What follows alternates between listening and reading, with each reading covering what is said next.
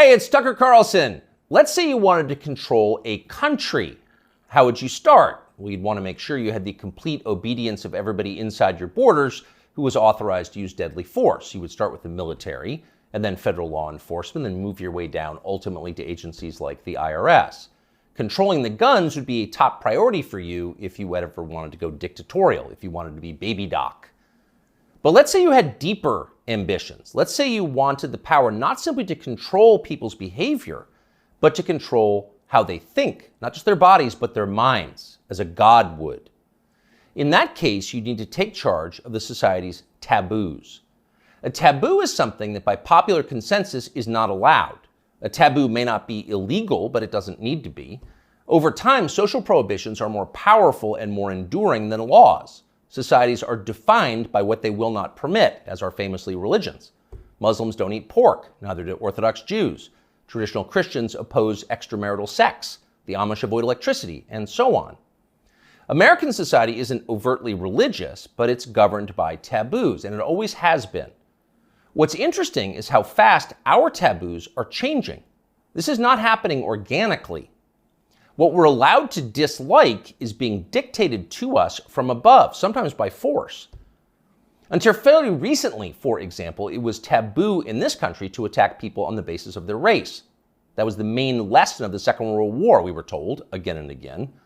The one thing we learned from the Nazis is that it's dangerous to reduce human beings to their genetic code. There is no master race.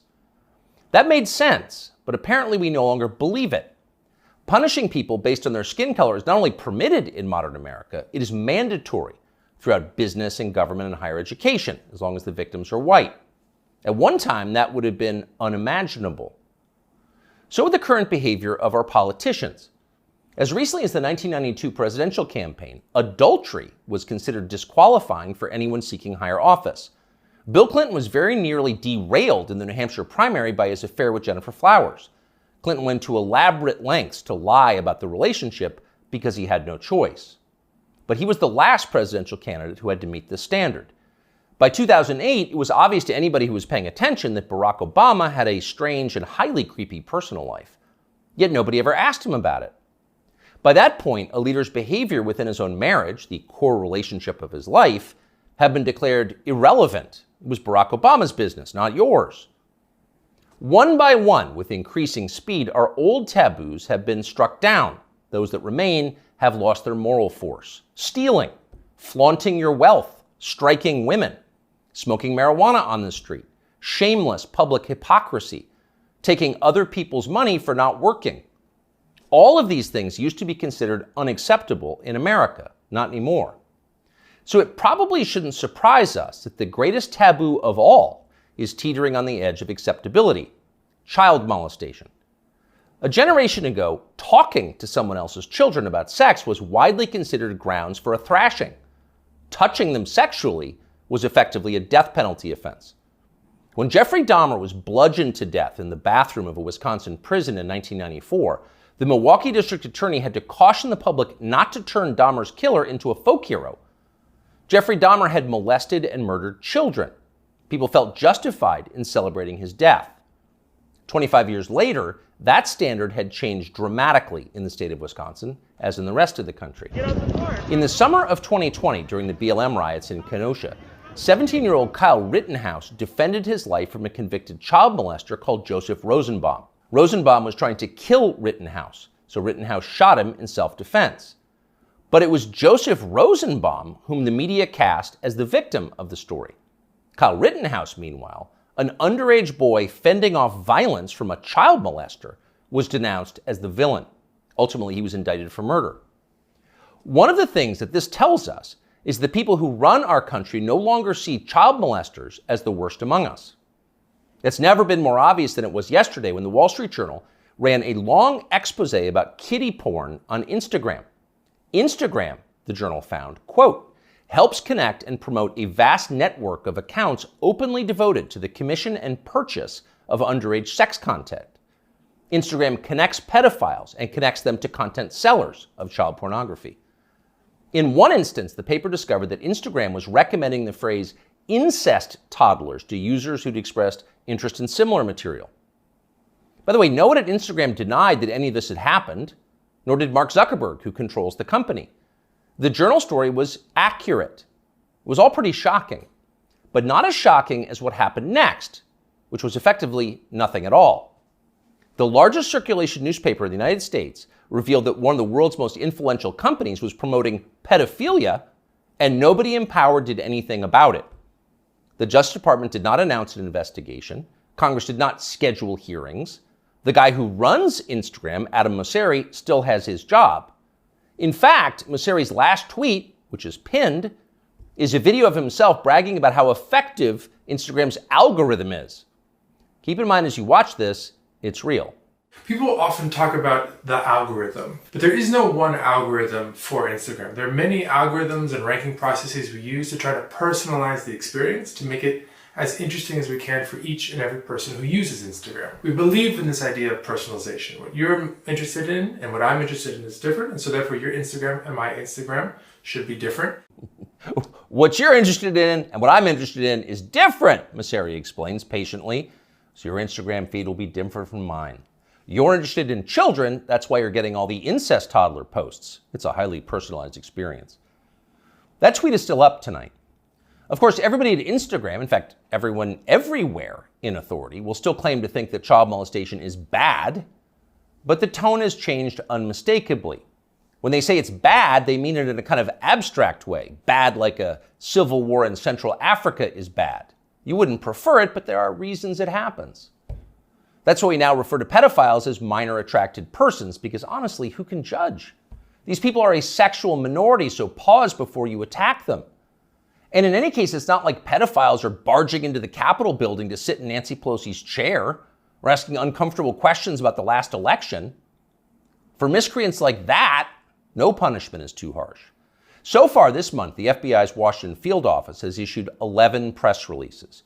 10 out of 11 have been about January 6th. Keep in mind that January 6th happened more than 2.5 years ago. Now you know why the feds were ignoring kid touchers on Instagram. They're too busy to respond. They've got much more important things to do, like finding white supremacists. White supremacists are America's new child molesters. We've got zero tolerance for white supremacists because no one threatens the life of this country more than they do. Here's Joe Biden once again making that very clear last month. To stand up against the poison of white supremacy, as I did my inaugural address, to single out as the most dangerous terrorist threat to our homeland is white supremacy.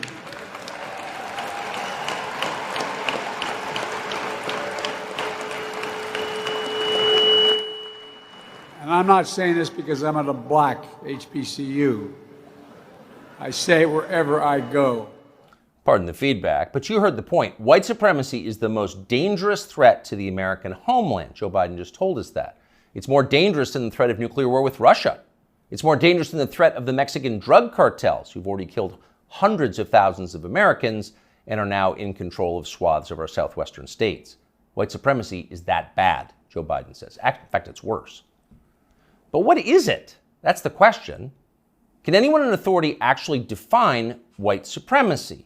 What is it? Is white supremacy liking white people too much? If so, that's going to put those of us with white children in a pretty tough spot.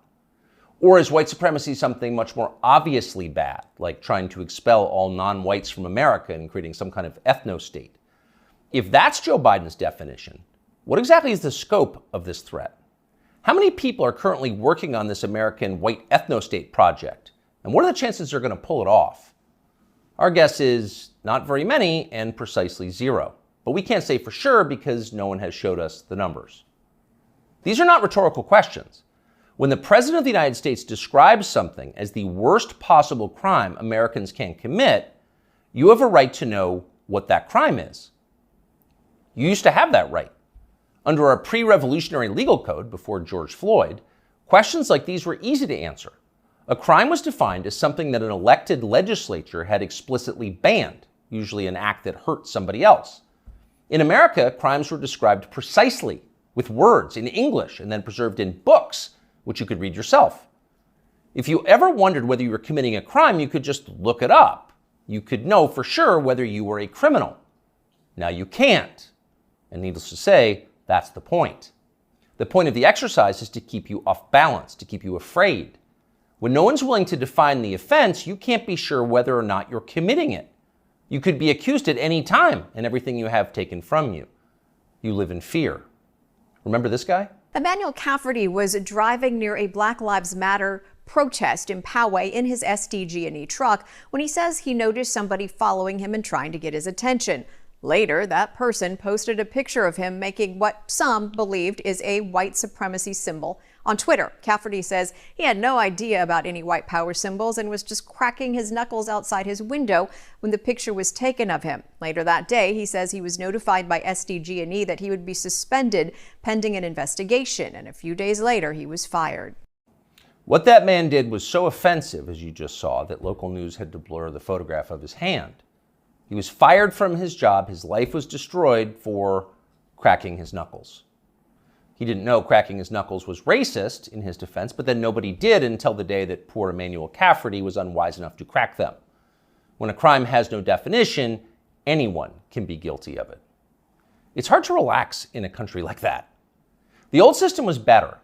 Government operated on the basis of laws, not amorphous moral terror.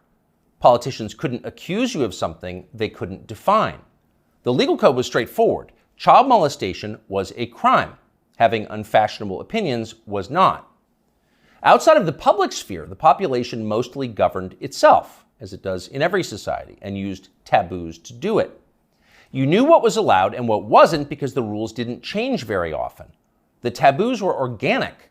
They derived from collective experience and instinct, the two most reliable guides to life. They evolved for a reason. They still do. Our job at this point is to protect them, despite the hectoring, the nonstop hectoring from the people in charge. You know the outlines of right and wrong. You're born knowing them. So don't let them talk you out of what you can smell. Don't let them rationalize away your intuitive moral sense. Cling to your taboos like your life depends on them, because it does. Cherish and protect them like family heirlooms. That's exactly what they are. Younger people say the news is full of lies. In Kennedy's motorcade. 239 people. The death of Jeffrey Epstein.